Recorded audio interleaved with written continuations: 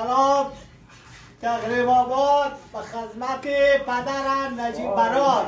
واه واه حاجی چقدر بابا تو دوست داری حاجی.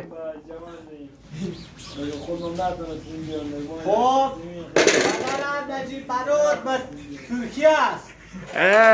زنده با نجیب برات. نجیب برات ای از ترس طالبان رفته حاجی؟ نه خب طالبان ما را در آمد. خب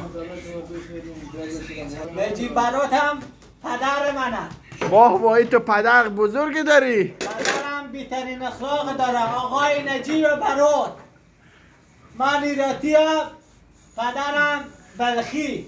آقای نجیب برات پدرمه. موفق باش حاجی. زنده باش نرا کل تیک تاک خصوصا پدر گلم نجیب برات. خدا را شما